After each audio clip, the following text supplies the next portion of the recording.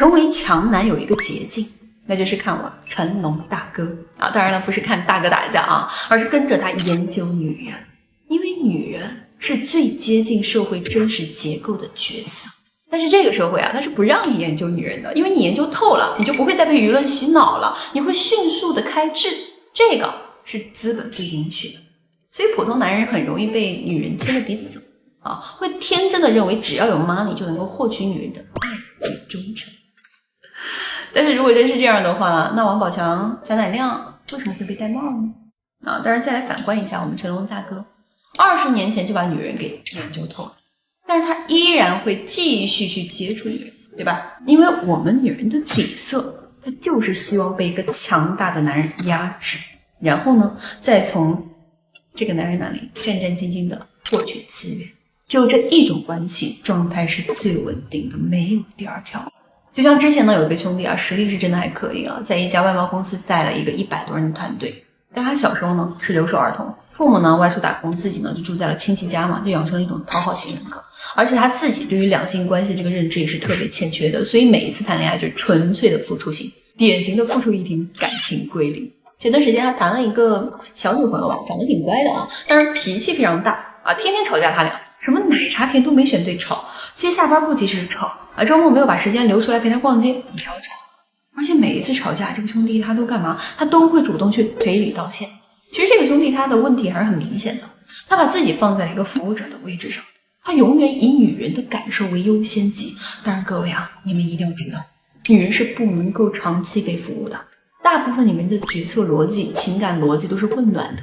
好，就比如说有些女人遇到了不专业的渣男，她会一边骂骂咧咧的，一边呢又期待这个男人回来。为什么呀？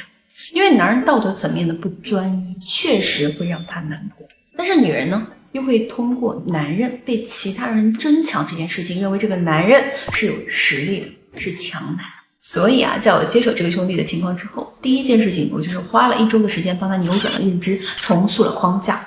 毕竟真正的提升是认知内化，而不是解决表面问题。当然了，我每天也会带着这个兄弟去跟这个女生聊一聊嘛，从潜意识入手，慢慢再去树立规矩。有一小段对话是提升半个月之后的，我想给各位看一下啊。当时呢，就是这个女人她主动说了一句话，说下午可以陪我去逛街吗？小南说迪奥的888今天有货啊。当时呢，我们回的是有事啊，女生当时就秒回了，说什么意思啊？现在让你陪我逛街都这么难了吗？哎，我们怎么回复的？我们说你问我答没问题吧？如果你想让我陪你，我没时间；但如果只是想让我扫码，我可以考虑一下。这个女生啊，直接回复说考虑啥呀？我们直接回复说考虑你的专一属性啊，每个月都需要一个新包，不是吗？那男朋友是不是每个月也要换一个新的呀？啊，女生当时怎么回复的？怎么怕自己头上长草，怕我不要你了？我们怎么回复的？随你高兴。因为这个回答不是兄弟以前的那种着急解释的一个状态了，女生她马上就急了啊，她直接打了个问号过来啊，说什么叫随我高兴啊？你对我们这段关系是不是已经无所谓了啊？你已经不怕失去我了是吗？我们直接就回复说，真正这些幼稚的问题对我来说没有任何的意义，所以你怎么高兴怎么来。其实研究女人啊，跟创业是一个道理的。如果你永远在顺从他，在迎合他，在向他解释，在自证，那你永远就是一个小卡拉米。他高兴了给你个好脸色，不高兴了随时翻脸，随时挑战。这个就是人性的底层逻辑。就像白居易在诗里面写到过什么，建言立身者不得全柔辱。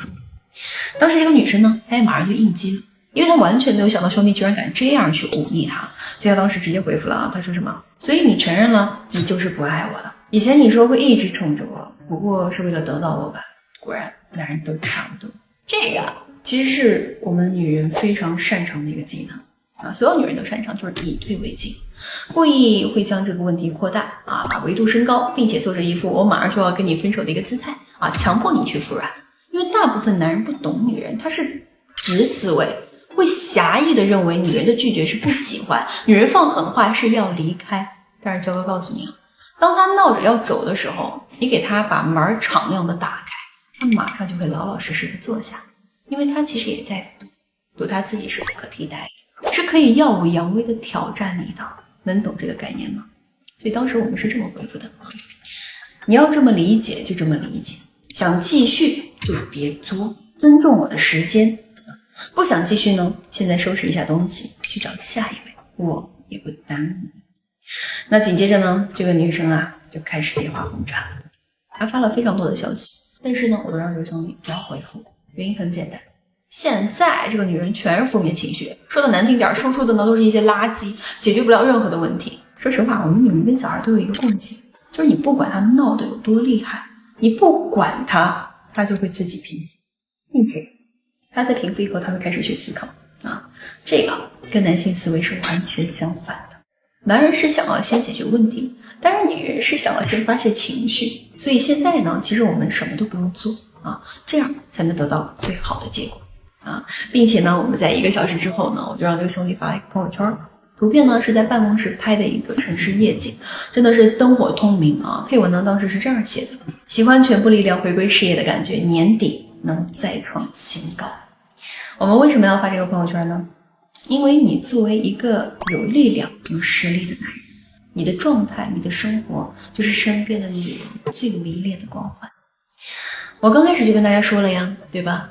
当你不再是他的服务者，而是一个独立的高价值男性的时候，那就算你不专一，这个女人她也会主动来找你的，因为她害怕别人拥有你，她也害怕自己被别人比下去，知道吗 ？OK， 这个阶段的对话我们就讲到这里。